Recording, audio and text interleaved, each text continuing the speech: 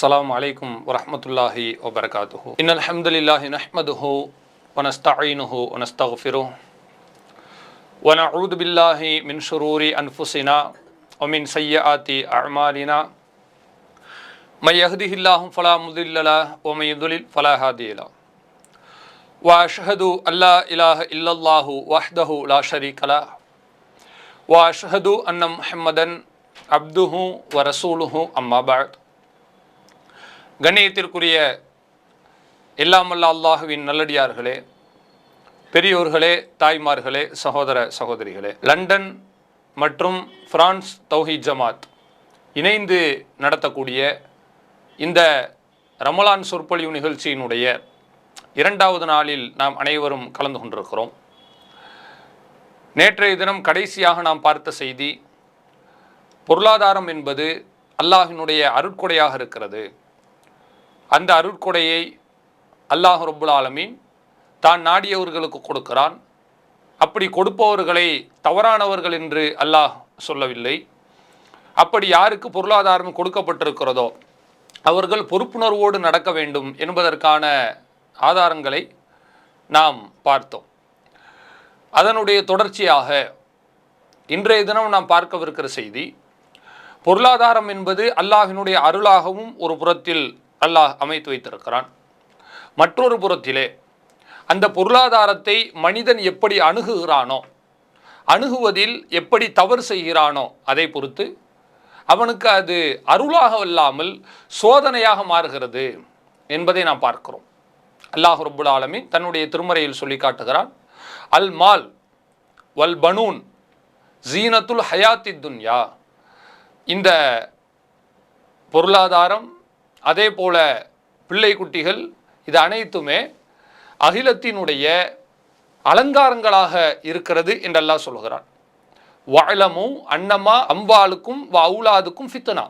உங்களுடைய பொருளாதாரமும் உங்களுடைய பிள்ளைகளும் உங்களுக்கு சோதனையாக இருக்கிறது என்பதை நீங்கள் அறிந்து கொள்ளுங்கள் என்று அல்லாஹ் ரப்புல் ஆலமீன் திருமறையில் சொல்வதை நாம் பார்க்க முடிகிறது. நபிகள் நாயகம் ஸல்லல்லாஹு அலைஹி வஸல்லம் அவர்கள் நமக்கு சொல்லக்கூடிய ஒரு ஹதீஸ் சுனன் திர்மிதி என்கிற நூலிலே இடம்பெற்றிருப்பதை நாம் பார்க்க முடிகிறது. இன்னலிக்குள்ளி உம்மத்தின் ஃபித்னத்தன். ஒவ்வொரு சமூகத்திற்கும் அல்லாஹ் ரப்புல் ஆலமீன் ஒரு சோதனையை கொடுத்து வைத்திருக்கிறான். எல்லா சமுதாயத்திற்கும் ஒரு சோதனை இருக்கிறது. ஓ ஃபித்னத் உம்மதி, என்னுடைய சமூகத்தின் சோதனை எதுவென்று சொன்னால் அல் மால், பொருளாதாரம்தான் என்று சொல்கிறார்கள். எனவே அந்த பொருளாதாரம் என்பது சுருக்கமாக சொல்ல போனால் நமக்கு அது ஒரு கத்தி போன்று காட்சி அளிக்கிறது. ஒரு கத்தி இருக்குன்னு வச்சுங்களேன், இந்த கத்தியை நாம் ரெண்டு விதமாக பயன்படுத்துகிறோம். ஒன்று, நல்ல காரியங்களுக்கு, ஒரு தேவையான அத்தியாவசிய காரியங்களுக்கு நாம் பயன்படுத்துகிறோம். இது சரிதான், இது மார்க்கத்தில் தப்பு கிடையாது. அதே அந்த கத்தியை தவறுக்கு ஒரு மனிதன் பயன்படுத்தினால், ஒரு மனிதனை குத்தி கொள்வதற்கோ அல்லது தப்பான காரியத்தில் ஈடுபடுவதற்கு அவன் பயன்படுத்துகிறான் என்று வைத்துக் கொள்ளுங்கள். இது மார்க்க அடிப்படையில் சரியா? இது தவறு. தவறு என்பதை கடந்து அவனுக்கு அந்த சாதனமே, அந்த பொருளாதாரமே தவறாக போய் முடிந்து விடுகிறது. நாளை மறுமையில் அவனை நரகத்தில் இழுத்து விடுகிற ஒரு மிகப்பெரிய தீய காரணியாக மாறிவிடுகிறது என்பதை நாம் பார்க்கிறோம். அதை அல்லாஹ்வின் தூதர் ஸல்லல்லாஹு அலைஹி வஸல்லம் அவர்கள் தெளிவாக நமக்கு சொல்லி காட்டுகிறார்கள். நீங்கள் சஹீஹுல் புகாரியினுடைய 2886 மற்றும் 87 ஆகிய 2 செய்தியில் பார்க்கலாம். அற்புதமாக நபி அவர்கள் விளக்குகிறார்கள். பாருங்கள், தாயிச அப்து தீனார், தீனாருக்கு அடிமையாக எவன் இருக்கிறானோ அவன் நாசமாகிவிட்டான். வ அப்து திர்ஹம், மேலும் திர்ஹத்திற்கு அடிமையாக யார் இருக்கிறானோ அவன் நாசமடைந்து விட்டான். பொற்காசுகளுக்கு அடிமையாக இருந்தால் அவனுக்கு நாசம்தான். அதே போல வெள்ளிக்காசுகளுக்கு அடிமையாக இருந்தால் அவனுக்கும் நாசம்தான். வா அப்துல் ஹமீசா, கருப்பு நிற ஆடைகளுக்கு யார் அடிமையாக இருக்கிறாரோ, துணிமணிகளுக்கு, பொருளாதாரத்திற்கு அல்லது உணவுக்கு அல்லது உடைக்கு, அனைத்தையுமே அல்லாஹுடைய தூதர் நமக்கு உள்ளடக்கம் செய்துதான் இதை சொல்லி காட்டுகிறார்கள். அவர்கள் 3 விஷயத்தை சொன்னாலும் கூட எல்லாமே இதில் அடக்கம்தான். அப்போ இன்னைக்கு உலகத்துக்கு நீங்கள் எடுத்து பாருங்க, காசு பணத்துக்கு அடிமையா, ஏதாவது அவனுடைய நினப்பு முழுவதும் காசு தான். தூங்குனாலும் பணத்தை பற்றி பேசிக்கிட்டே தூங்குவான், எழுந்திருச்சாலும் காசை பற்றி பேசிக்கிட்டே எழுந்திருப்பான். ஒரு மனிதன்ட்ட ஒரு டீ சாப்பிடும்போது கூட 10 நிமிஷம் பேசினானா அதில் ஒரு 9 நிமிஷம் வரைக்கும் நீங்கள் பார்த்தீங்கன்னா பணம் பணம் பணம் தான். பணம் சம்பாதிக்கலாங்க, தப்பில்லை. ஆனால் பணம் ஒன்றே குறிக்கோளாக இருந்து விட்டா யாரையும் நம்ம ஏறி மிதித்து சம்பாதிக்கலாம், யாரையும் நம்ம வீழ்த்தி சம்பாதிக்கலாம், அடுத்தவரை ஏமாற்றி சம்பாதிக்கலாம். இந்த சிந்தனை எல்லாம் எங்கிருந்து வருகிறது? காசுக்கு நம்ம அடிமை. அதான் காரணம். ரசூலுல்லாஹ் அதை தான் சொல்றாங்க, தாயிஸ் அப்து தீனார், தீனாருக்கு அடிமையாக இருந்தால் உனக்கு நாசம்தான். இன்னைக்கு நம்முடைய கரன்சி எப்படி? ஒருத்தர் ரூபாய்க்கு அடிமையாக இருக்கிறானா, எதா இருந்தாலும் எத்தனை ரூபான்னு சொல்லுங்க, காசு பணம் பொருளாதாரம் இப்படியே பித்து பிடிச்சி அலையிறான். தொழுகவும் இல்லை, நோன்பு வைக்கவும் இல்லை, ஒரு உருப்படியான காரியத்தை செய்யவும் இல்லை. இப்படி ஒருத்தர் இருக்கான்னு வச்சுங்களேன், நாசம்தான். இப்படி நீங்கள் கரன்சிக்கு அடிமையாக இருந்தாலும் நாசம், கமாடிட்டி பொருள் அதுக்கு அடிமையாக இருந்தாலும் நாசம். பொருளாதாரத்துக்கு அடிமையாக கூடாது, பொருளுக்கு அடிமையாக கூடாது. இதைத்தான் நபிகள் நாயகம் ஸல்லல்லாஹு அலைஹி வஸல்லம் அவர்கள் நமக்கு எப்படி சுருக்கமாக சொல்லி காட்டுகிறார்கள் என்று யோசிச்சு பாருங்க. அப்போ அந்த அடிமைத்தனம் என்பதை நீங்கள் நல்லா புரிஞ்சுக்குங்க. நாம் அல்லாஹுக்கு தான் அடிமைகளை ஒழிய வேறு எதுக்கும் அடிமை இல்லை, குறிப்பாக பொருளாதாரத்துக்கு அடிமை இல்லை. இன்னும் எப்படி இருக்கணும் தெரியுமா? நீங்கள் பொருளாதாரத்துக்கு அடிமையாக இருக்கக்கூடாது, பொருளாதாரம் தான் உங்களுக்கு அடிமையாக இருக்கணும். காசு பணம் நமக்கு கீழே தாங்க இருக்கணும். அது அனைத்துமே நம்முடைய தேவைக்கு போக நம்முடைய கட்டுப்பாட்டின் கீழே தான் இருக்கணும். நமக்கு கீழேனா எப்படி? காசு எடுத்து வச்சு நின்றுக்கிட்டு மேலே நிற்கிறதா? அதல்ல. உங்களை பொருளாதாரம் ஆட்டுவிக்க கூடாது, நீங்கள் பொருளாதாரத்தை ஆட்டுவிக்கலாம், தப்பு கிடையாது. காசு பணம் எடுத்துறீங்க, 1000 ரூபா தேவையா? 1000 ரூபா தேவைன்னா 1000 ரூபா போதும். இன்னும் ஒரு 500 ரூபா தேவையே அந்த தேவையை மிஞ்சி வேணும்னு நினைக்கிறோம் பாருங்களேன். அப்போது நாம் பணத்துக்கு அடிமையாக போகிறோம். நம்முடைய தேவைக்கு சரியாக இருக்கும் பொழுது பணம் நமக்கு அடிமையாக இருக்கிறது. இதைத்தான் மார்க்கம் சொல்லி காட்டுகிறது. அப்போ அலாவதியான மனம் கொண்டவனாக ஒருவன் இருக்கிறான் என்று சொன்னால் அந்த மனிதன் அழிந்து நாசமாய் போய் விடுகிறான். அவன் எப்படி இருப்பான்? அதுக்கு என்ன நம்ம ஏதாவது ஸ்கேன் பண்ணி பார்க்க முடியுமா இவன் யாருக்கு அடிமை அப்படின்னு சொல்லி? இல்லை நீங்கள் யாருக்கு அடிமையாக இருக்கீங்க வாங்க சொல்லிட்டு போங்க அப்படியே கூப்பிட்டு கேட்க முடியும்? இதை கூப்பிட்டா யாராவது சொல்லத்தான் செய்வாங்களா? எல்லாரும் அப்படி தான் சொல்லுவான், நான் எனக்கு பணம்லாம் தேவையில்லைங்க, அதெல்லாம் வேண்டாங்க. ஆனால் மனசுக்குள்ளே இருக்கும். அப்படி இருந்தால் வெளிப்பாடு எப்படி இருக்கும் தெரியுமா?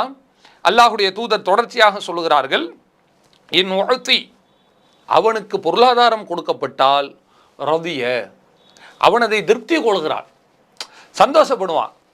காசு வேணும்னு அவன் அப்படியே ஒரு மாதிரி சைஸா என்ன செய்வான், சுற்றி சுற்றி வருவான், முன்னாடி நிற்பான், இந்த ஆக்டிங்லாம் கொடுப்பான். கொடுத்துட்டு அந்த பணம் அவனுக்கு கிடச்சிருச்சுன்னு வச்சுக்கோங்களேன், மனதார சந்தோஷப்படுவான். இதுக்கு தாண்டா ஆசைப்பட்டேன், இதுக்காக இவ்வளோ தாமதிக்கிறீங்க, முன்னாடியே கொடுத்துருக்க கூடாதா அப்படின்ற மாதிரி புத்தி வரும் பாருங்க. அந்த மாதிரி நடப்பான். ஒயில்லம் யுத்தி, அவனுக்கு கொடுக்கப்படவில்லை என்று சொன்னால் சகித, கோபித்து கொள்வான். சந்தோஷமா இருக்க மாட்டான்னு சொல்லல ரசூலுல்லாஹ், கோபம் கொப்பளிச்சுக்கிட்டு வரும். அப்போ நடிப்பு தான். அதாவது ஒரு நபரிடத்துல நம்ம பழகினால் உண்மையில் பாசத்திற்காக, அல்லாஹ்வினுடைய நேசத்திற்காக, நன்மைக்காக பழகும் பொழுது பொருளாதாரம் உங்களுக்கு கொடுக்கப்படுதா? தப்பில்லை, கரெக்டான பேராசை இல்லாமல் சரியான மார்க்கம் அனுமதி தொகையில் நம்ம எடுத்துக்கொள்ளலாம். ஆனால் சில ஆளுக்கு எப்படி இருந்துடக்கூடாது, நமக்கு முழுக்க முழுக்க காசு தான் நோக்கம், எனக்கு பணம் தந்தாலே தாங்க, கொடுக்கலன்னு வச்சிங்களேன் முகத்தை வேறு மாதிரி காட்டாரு, அவனுடைய சுயரூபத்தை அப்போ பார்க்கலாம். அது என்ன இது இல்லாமல் அது இல்லாமல், அதாவது ஒரு இடத்துல சம்பளத்துக்கு வேலை பார்க்குறது வேறங்க, தப்பு கிடையாது. நம்ம ஊதியத்திற்காக செலுக்கிறோம், அதை நம்ம கொடுக்குறாங்க எடுத்துக்கிறோம், அது தவறு இல்லை. ஆனால் பிரச்சனை எங்கே? அதுக்கே அடிமையாகி போய் இருக்கிறது.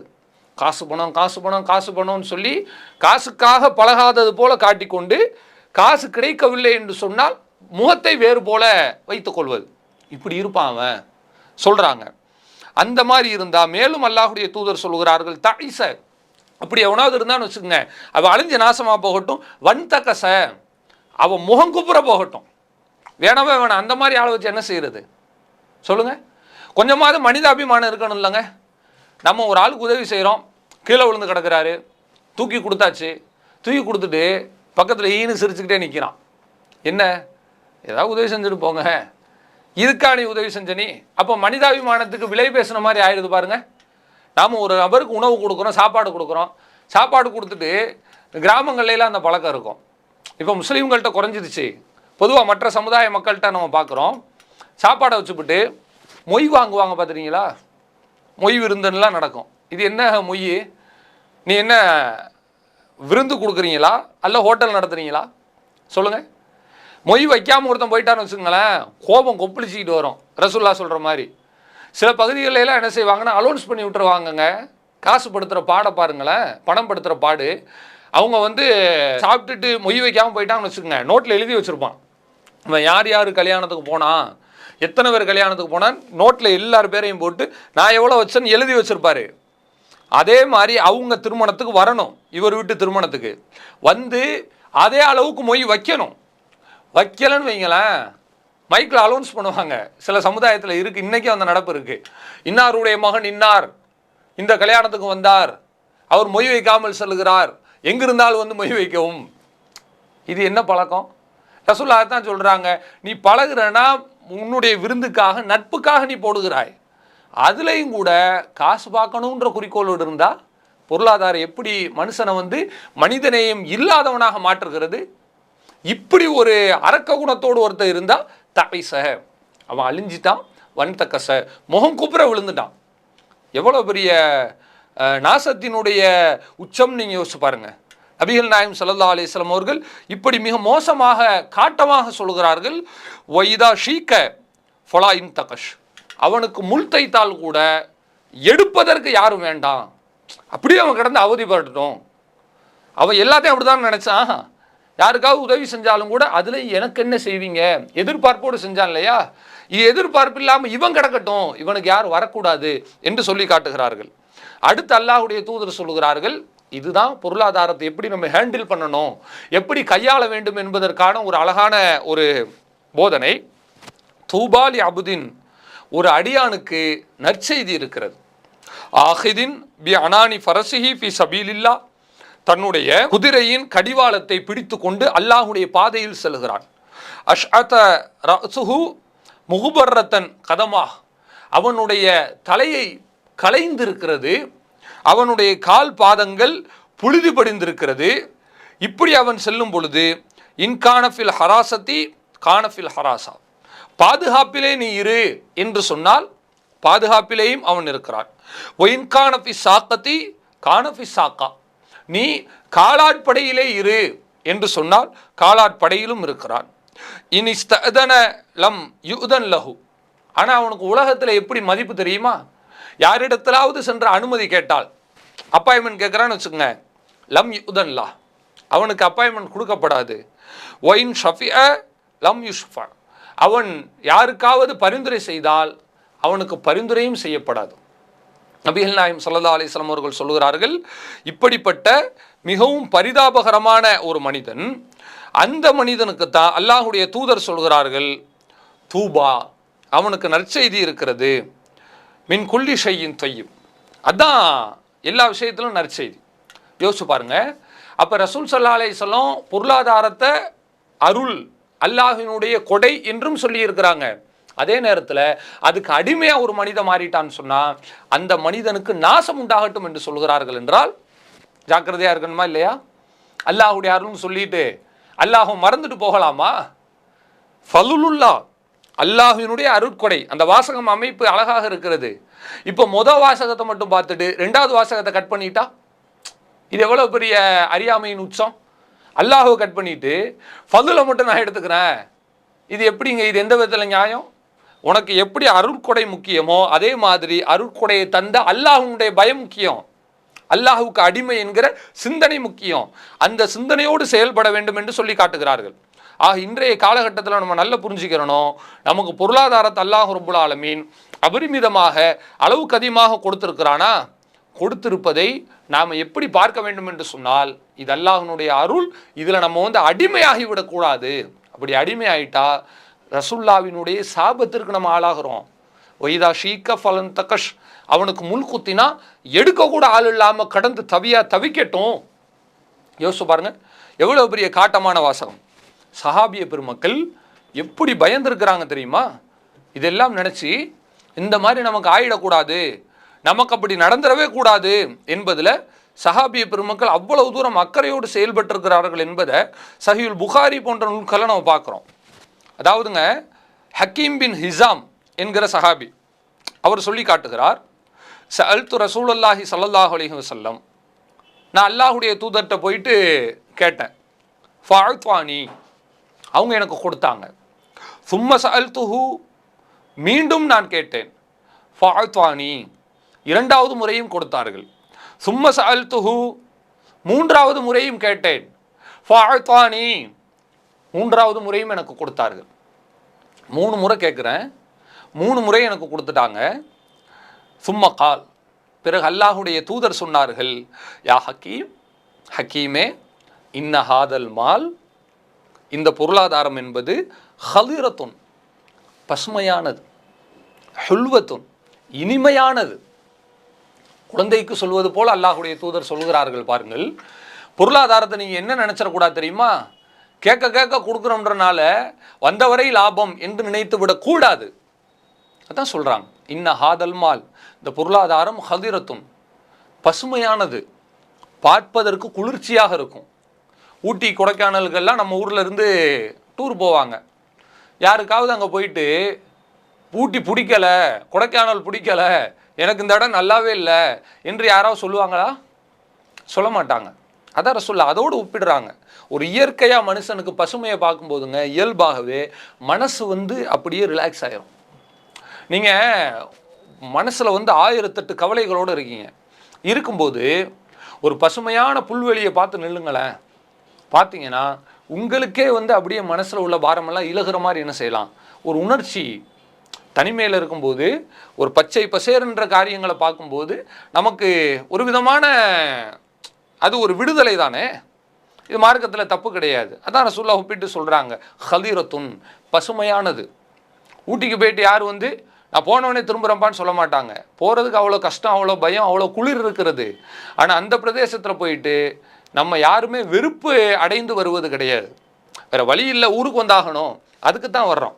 அந்த அளவுக்கு இது பசுமையானது.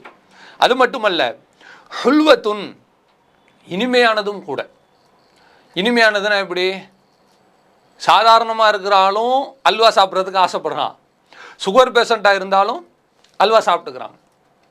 சாப்பிடக்கூடாதுங்க அல்வா, நீங்கள் விட்டுருங்கங்க அப்படின்னு சொன்னால் பரவாயில்ல, 2 மாத்திரை சேர்த்து போட்டுக்கலாம், ஒரு நாள் தானே, திருநெல்வேலி அல்வா நமக்கு வேண்டான்னு சொல்லுவோம் அப்படின்னு சாப்பிட்றோம் பாருங்க.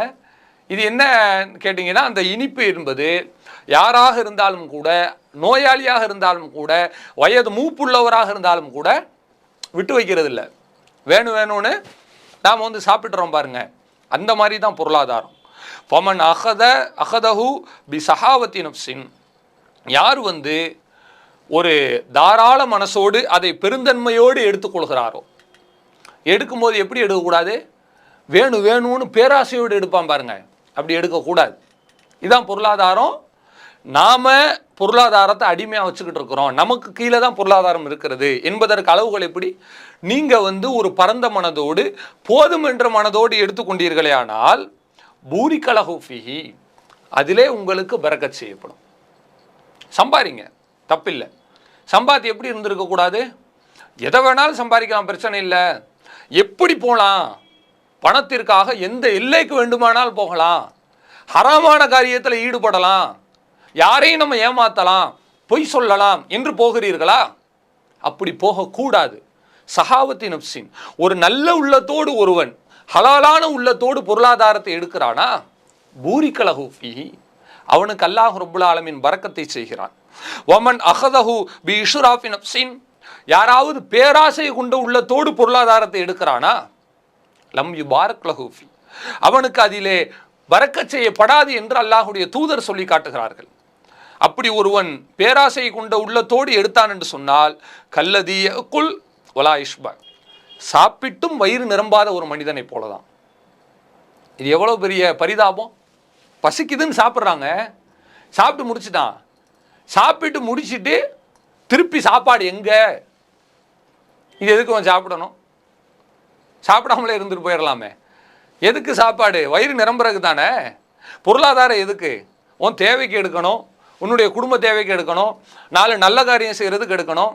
அதை விட்டுட்டு வேணும் வேணும் வேணும்னு போய் விழுந்தான்னு சொன்னால் அவன் சாப்பிட்டும் வயிறு நிரம்பாதவன். அந்த மாதிரி தானே, எடுத்துட்ட தேவைக்கு பொருளாதாரத்தை எடுத்துட்டு அப்புறம் என்ன ஆசை, அடுத்தவங்க சொத்துக்கு ஆசை. சாப்பிடும்போது ஓன் தட்டணி பார்த்து சாப்பிடணுமே ஒழிய ஊரா விட்டு தட்டையே பார்த்துக்கிட்டு இருந்தேன்னு சொன்னால் இது உருப்படுமா? அதான் ரசூல்லா சொல்கிறாங்க, சாப்பிட்டும் வயிறு நிரம்பாதவனை போலவன். சிறந்தவன் யார் தெரியுமா? நிறைய சம்பாதிக்கிறவன் சிறந்தவன் கிடையாது. அல் எதுலா, கொடுக்கிற கை இருக்கிறதே, உயர்ந்த கை இருக்கிறதே, ஹைரும் மின் எதி சுஃப்லா, அதுதான் தாழ்ந்த கையை விட சிறந்தது. உயர்ந்த கைனா எதுங்க? மேலே தூக்கி வச்சுக்கிறது கிடையாது. யார் மேலிருந்து கொடுக்கிறார்களோ அவர்கள் சிறந்தவர்கள், கீழிருந்து யார் வாங்குகிறார்களோ அவர்கள் தாழ்ந்தவர்கள். தாழ்ந்த கை அதுதான், இது ஏற்றத்தாழ்வு கிடையாது. மனச ரசூல்லா அப்படி பிரித்து பேசுகிறாங்க. நீங்கள் ஒரு அற்புதமான ஒரு விஷயமே இருக்கிறது, ஒரு நல்ல உதாரணம் தான். ஒரு மனிதன் என்ன செய்கிறான்னு கேட்டிங்கன்னா, அப்படியே போய்கிட்டே இருக்கிறான். காட்டுக்குள்ளே போகும்போது ஒரு சிங்கம் என்ன செய்யுதுன்னா ஒரு விலங்கை வேட்டையாடி சாப்பிடுகிறது. சாப்பிட்டுக்கிட்டு இருக்கும்போது இவன் அப்படியே பார்க்குறான், அது சாப்பிட்டுருச்சு. சாப்பிட்டுட்டு போயிடுச்சு பாருங்க. போன பிறகு வேறு ஒரு ஹைனா கழுதை புலி மீதமாக கிடக்கிற அந்த உணவை சாப்பிடுகிறது. இது ஹைனாவினுடைய பண்பு என்னன்னு கேட்டிங்கன்னா, வேற விலங்கு சாப்பிட்டு அடிச்சுட்டு போகிற அந்த உயிரினம் இருக்குது பாருங்க, அந்த உண்ணி அதை போய் சாப்பிட்டுட்டு வந்துடும். இது அதனுடைய வழக்கம். இதை பார்க்குறான். பார்த்துட்டு இவனுக்கு என்ன தோணுது தெரியுமா? ஆஹா, உலகத்தில் இப்படி ஒரு வழிமுறை இருக்கோ, அதாவது உழைக்காமல் சாப்பிட்றது. இப்போ இந்த ஹைனா போய் வேட்டையாடவும் இல்லை, இதை அதை துரத்தி பிடிக்கவும் இல்லை, சிங்கம் தான் அடிச்சிச்சு, சிங்கம் தான் சாப்பிட்டுடுச்சு. ஆனால் ஹைனா கடைசி நேரத்தில் போய் நின்றுச்சு, அது போட்டு போன எச்ச சொச்சத்தை சாப்பிட்டுக்கலாம். அப்போ என்ன அர்த்தம்? அடுத்தவங்க கொடுக்குறத நம்ம சாப்பிட்டு பழகிக்கலாம் அப்படின்னு இந்த ஹைனாவை பார்த்து ரொம்ப என்ன செஞ்சான், ஊரெல்லாம் போய் பிச்சை எடுத்துக்கிட்டு இருந்தானா. ஏன்னா இவன் அப்படி தானே பார்த்துருக்குறான். அப்போ ஒரு ஆள் கேட்குறாரு, ஏன்பா இப்படி பண்ணுற? அவன் சொல்கிறான், நம்ம சம்பாரிச்சு தான் சாப்பிடணும்னு இல்லை, அவங்க கொடுத்துட்டு போன மிச்சத்தை நம்ம சாப்பிட்டுக்கலாம். இது நான் பார்த்தேன், எனக்கு இது நல்ல ஐடியாவை தோணுது. அப்போ அவர் கேட்டவர் சொன்னாரா, ஏன்பா தம்பி, நீ இப்படி யோசிக்கிறதுக்கு பதிலாக சிங்கத்தை பார்த்து யோசிச்சிருக்கலாமே. ஹைனாவை யோசிச்சனால நீ அடுத்த ஆள்கிட்ட போய் கையேந்திரவனா நிற்கிற, அது வேணும் இது வேணும்னு போய் கேட்க ஆரம்பிச்சிட்ட.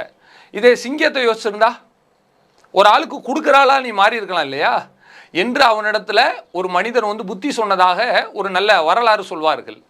இப்போ நீங்கள் நல்லா யோசிச்சு பாருங்க, நபிகள் நாயகம் என்ன சொல்கிறாங்கன்னா, நீ கொடுக்குற ஆளாக தான் இருக்கணும். கொடுக்குறாங்க ஒருத்தவங்க என்று தெரிந்த உடனே அங்கே போய் கை நீட்டுறது. ஒருத்தர் இன்னொருத்தர் கொடுக்குறாருன்னா பக்கத்தில் போய் நின்றுட்டு எனக்கும் கொஞ்சம் கொடுங்களேன் அப்படின்னு ஒருத்தன் போய் நிற்கலாமா பொருளாதாரத்துக்காக? அப்படி நின்னேன்னா தேவையே கிடையாது. அது நீ தாழ்ந்தவன்றதுக்கு அடையாளம்ப்பா. நீ பிறப்பால் தாழ்ந்தவன் இல்லை, மதத்தால் தாழ்ந்தவன் இல்லை, ஆனால் பொருளாதாரத்துக்காக போய் நின்றா அது தாழ்வினுடைய வெளிப்பாடு என்று நபிகள் நாயகம் ஸல்லல்லாஹு அலைஹி வஸல்லம் அவர்கள் ஹக்கீம் பின் ஹிசாமுக்கு இவ்வளவு தெளிவாக எளிமையாக அவருக்கு விளக்கி கொடுக்கிறார்கள். கொடுத்துட்டாங்க. கொடுத்த பிறகு இப்போதான் ஹக்கீம் பின் ஹிசாம் அதை எப்படி உணர்ந்திருக்கிறாருன்னு நீங்கள் நல்லா பாருங்கள். அதே உணர்ச்சி நமக்கு இருக்குதான்னு நீங்கள் யோசிச்சு பாருங்கள். ஹக்கீம் அவர்கள் சொல்லுகிறார்கள், அதாவது யா ரசூலல்லாஹ், அல்லாஹுடைய தூதரே, வல்லதி பாத்தக பில் ஹக், உங்களை சத்தியத்தினோடு அனுப்பிய அல்லாஹின் மீது ஆணையாக நான் சொல்லுகிறேன், லா அஸ்ர வஅதக் ஷையன், உங்களுக்கு பிறகு யார்கிட்ட நான் போய் கேட்க மாட்டேன், ஹத்தா ஃபாரிக துன்யா, மவுத்து வரை நான் கேட்கவே மாட்டேன். அடித்து சொல்கிறார். ஒரு ஆள்கிட்ட போய் நீங்கள் இப்படி கேட்டுக்கிட்டே இருக்கீங்க, கேட்காதீங்க, இது நல்லது இல்லைங்கன்னு சொன்னால், அப்படியா சரி சரி பார்த்துக்கலாம் அப்படின்னு சொல்லிட்டு இன்னொரு ஆள்கிட்ட போய் என்ன செய்வான், கேட்பான். பஸ் ஸ்டாண்டில் பார்த்துருக்கீங்களா, யாராவது கேட்பாங்க, இந்தாங்க கொடுத்தாச்சா ஐயா, கால் முடியலைங்கய்யா, கை முடியலைங்கய்யா அப்படின்னு கேட்பான். கொடுத்து அனுப்பியாச்சு. அனுப்பின பிறகு அந்த பக்கம் போய் பார்த்தீங்கன்னு வைங்க, அடுத்த பிளாட்ஃபார்ம்லேருந்து யார்ட்டையாவது கை நீட்டிகிட்டு இருப்பான். இது தேவையில்லாத பண்பு தானே. ஆனால் ஒரு மனுஷன் எப்படி இருக்கணுன்றதுக்கு ஹக்கீம் பின் ஹிசாம் அற்புதமான உதாரணம்.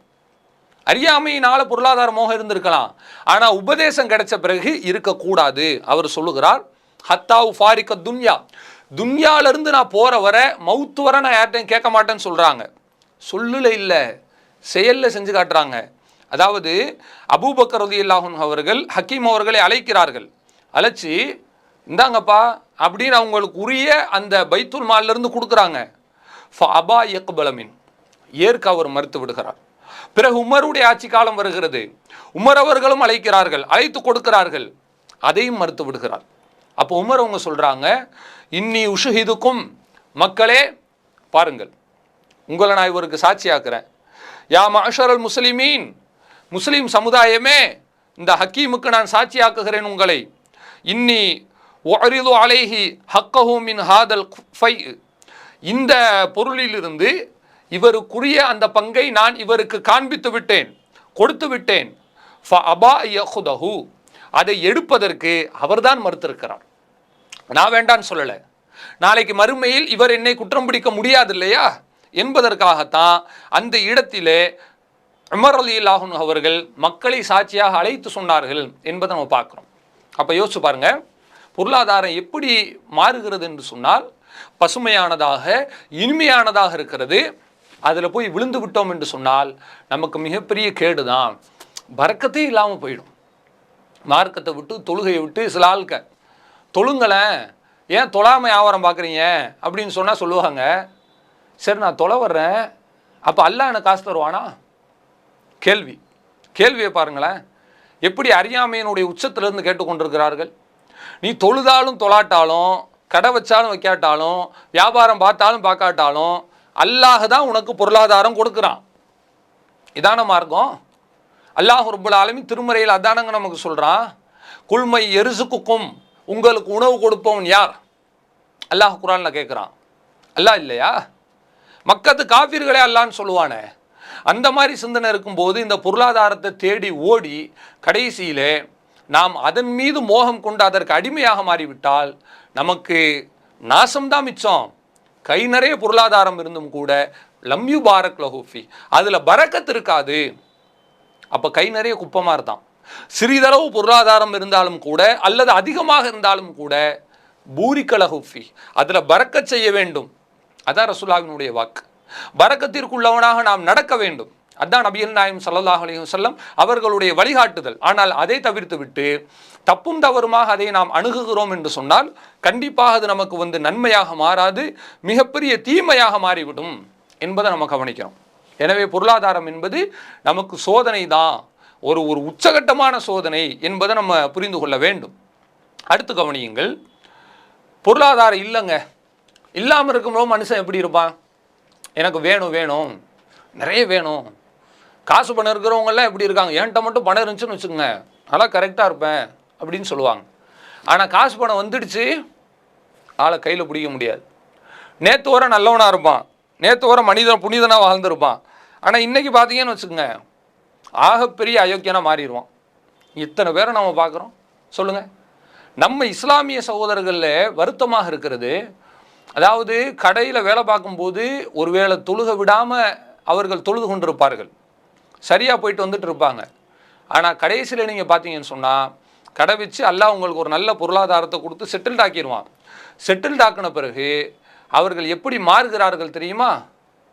அவர்கள் தொழுகைக்கு வராமல், பள்ளிவாசல் பக்கம் கூட செல்லாமல், ஜக்காத்தை மறந்து, சதக்காவை மறந்து, அல்லாஹினுடைய சிந்தனையை மறந்து, இது எவ்வளோ பெரிய நாசம்! இப்படி இருக்கலாமா? நபிகள் நாயகம் ஸல்லல்லாஹு அலைஹி வஸல்லம் அவர்கள் இந்த மாதிரி சூழ்நிலையைத்தான் எச்சரிக்கை செய்திருக்கிறார்கள். சஹீஹ் புகாரியில் வரக்கூடிய ஒரு அற்புதமான செய்தி, நபி ஸல்லல்லாஹு அலைஹி வஸல்லம் அவர்கள் சுபுஹ் தொழுது விட்டு மக்கள் மத்தியில் உட்கார்றாங்க. பார்த்தா மக்கள் எல்லாம் பரவலாக உட்கார்ந்துருக்கிறாங்க, சந்தோஷம். எல்லார் முகத்திலையும் பார்த்தா ஏதோ ஒரு ஆதாயம் வருவது போலவும், ஏதோ ஒன்று கிடைக்கப் போவது போலவும் சந்தோஷம் தெரிகிறது. கஷ்டப்பட்ட மக்கள் தானே, அப்படி தெரிகிறது. தெரியக்கூடிய நேரத்தில் நபி ஸல்லல்லாஹு அலைஹி வஸல்லம் அவர்களும் பார்த்து சிரித்து விட்டு அந்த நேரத்தில் அவங்க கேட்குறாங்க, அதாவது அதுன்னுக்கும் சமயத்தும் அபா உபைதா கதிம பிஷை, அபு உபைதா ஏதோ பொருளை கொண்டு வருகிறார் என்று நீங்கள் கேள்விப்பட்டு விட்டீர்களோ? அது எதுவும் உங்களுக்கு செய்தி காதுக்கு வந்துருச்சா அப்படின்னு கேட்குறாங்க. கேட்கும்போது அப்போ சஹாபாக்கள் சொல்கிறாங்க, அஜல் யா ரசூலல்லாஹ், அல்லாஹுடைய தூதரே, ஆமாம் அபு உபைதா வர்றாருன்னு எங்களுக்கு தெரிஞ்சிருச்சு. அப்படியா? சரி, அபிஷிரு, நற்செய்தி பெற்றுக்கொள்ளுங்கள். ஆம், வருகிறார். வ அம்மிலு மாய சுருக்கும், உங்களுக்கு சந்தோஷம் தருகிற விஷயத்தை நீங்கள் பெற்றுக்கொள்ளுங்கள். நல்லது தான், காசு பணம் வருது, வாங்கிக்கலாம், தப்பில்லை. ஆனால் அடுத்து ரசூலுல்லாஹ் சொல்கிறாங்க, இதான் ரொம்ப முக்கியமானது, ஃபவல்லாஹ், அல்லாஹின் மீது ஆணையாக, மல் ஃபக்ர அஹ்ஷா அலைக்கும், உங்களுக்கு வறுமை வரும் என்று நான் பயப்படவில்லை. யாரை பார்த்து சொல்றாங்க? வறுமையின் கோர பிடியிலிருந்து ஒரு பொருளாதாரம் அபூ உபைதா அவர்கள் கொண்டு வருகிறார்கள் என்று சொன்ன உடனே, வந்தா நல்லா இருக்குமே, நமக்கு கிடைக்குமே, பொருளாதாரத்தை தேடி வர்றாங்கங்க. அப்போ அவங்க எவ்வளோ வறுமையில் இருந்திருப்பாங்க சொல்லுங்க? வறுமையில் இருக்கவங்க தானே தேடி போவாங்க. அப்படி அவர்கள் தேடி வர்றவங்களை பார்த்து ரசூலுல்லாஹ் சொல்றாங்க, மல் ஃபக்ர் அஹ்ஷா அலைக்கும், நீங்க வரும் காலத்தில் கஷ்டப்படுவீர்கள், ஏழ்மையாக இருப்பீர்கள் என்று நான் பயப்படவில்லை. வலாக்கின், மாறாக, அஹ்ஷா அலைக்கும், உங்களை பற்றி நான் ஒரு விஷயத்தை பயப்படுறேன். அன் துபுசத் அலைக்கும் துன்யா கமா புசித்தத் அலா மன் கான கபுலக்கும், உங்கள் முன்னோர்களுக்கு இந்த பூமி விசாலமாக ஆக்கப்பட்டது போல உங்களுக்கும் விசாலமாக்கப்பட்டு, ஃபதனாஃபஸூஹா கமா தனாஃபஸூஹா, அவர்கள் அந்த பூமியில் போட்டி போட்டு எப்படி இருந்தார்களோ அதுபோல நீங்களும் போட்டி போட்டு, ஒ துலுகியக்கும் கமா அல்ஹத்துஹும், கடைசியில் போட்டி போட்டு அவர்கள் எப்படி அழிந்து நாசமாய் போனார்களோ அதுபோல நீங்களும் நாசமாக போயிருவீங்க, நான் பயப்படுறேன்னு சொல்றாங்க. எவ்வளவு பெரிய எச்சரிக்கை என்று பாருங்கள். நபிகள் பெருமானார் அவர்கள் அந்த சமுதாயத்தை, வறுமையின் பிடியில் இருந்த சமுதாயத்தை, முழுமையாக உணவு உண்பதற்கு கூட வழி இல்லாத சமுதாயத்தை பார்த்து சொல்கிறார்கள், உனக்கு வறுமை வரும் என்று நான் பயப்படவில்லை, ஆனால் பொருளாதாரத்தை அல்லாஹ் கொடுப்பான், கொடுத்து அதில் நீங்கள் போட்டி போட்டு அழிந்து நாசமாய் போய் விடுவீர்கள் என்று பயப்படுகிறேன் என்று சொன்னார்களே. இன்றைக்கு அரபு தேசத்தை பார்க்கிறோம்.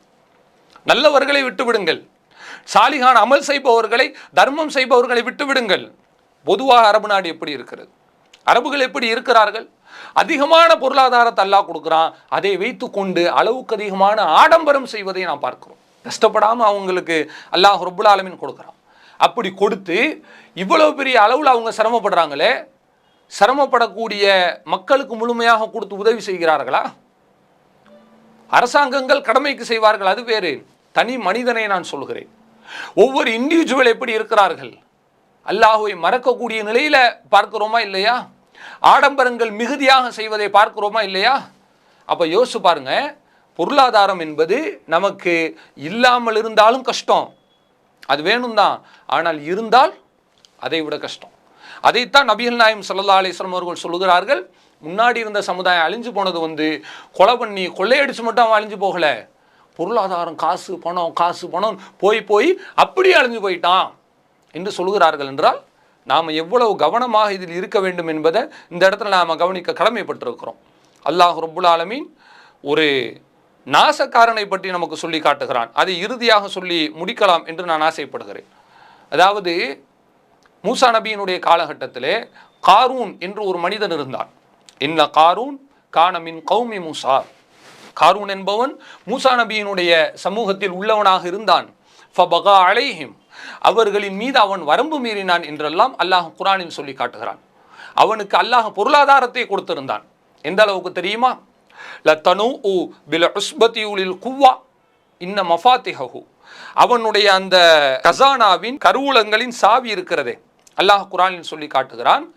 அவனுடைய கசானா எப்படி இருக்கும் தெரியுமா? மஃபாத்திஹு லதனூஉ பில் உஸ்பதி உலில் குவ்வா, அந்த கசானாக்களின் சாவிகள், கசானா கிடையாதுங்க, அதனுடைய சாவிகள், யாராவது பலம் பொருந்தி ஆளாக இருக்கிறான்னு சொன்னால் அவன் தூக்கிட்டு போகிறதுக்கே கஷ்டப்படுவான். சுமந்துட்டு போகிறது, கஜானாவை தலையில் வச்சு தூக்கிட்டு போகிறது இல்லை, சாவி அந்த காலத்தில் பெருசாக இருக்கும் என்று வரலாற்றில் படிச்சிருக்கிறோம். மனுஷனே பெருசாக தானே இருப்பான், அப்போ பெட்டி படுக்கை எல்லாமே பெருசு பெருசாக தான் இருக்கும். அந்த கருவூலத்தினுடைய சாவியை பலம் பொருந்தி ஆட்கள் தூக்கிட்டு போகிறதுக்கே சிரமப்படுவாங்களாம். அந்த அளவுக்கு பொருளாதாரத்தை எல்லாம் கொடுத்து வச்சுருந்தான், நல்ல பரக்கத்தை எல்லாம் கொடுத்து வச்சுருந்தான். இவன் எப்படி இருந்திருக்கணும்? சுலைமான் அலைஹிஸ்ஸலாம் எப்படி இருந்தாங்க? இவன் எப்படி இருந்தான் தெரியுமா? நல்லா யோசிச்சு பாருங்க. இவன் சொல்கிறான், ஃபஹரஜ அலா கௌமிஹி ஃபி ஸீனதி, தன்னுடைய ஆடம்பரங்களோடு பகட்டோடு அவன் வெளியிலே வருகிறான். வெளியில் வரும்பொழுது அவனை பார்த்து ரெண்டு விதமான சாரார் இருந்தார்கள். ஒரு சாரார் பொறாமைப்படுகிறார்கள். எப்படி தெரியுமா?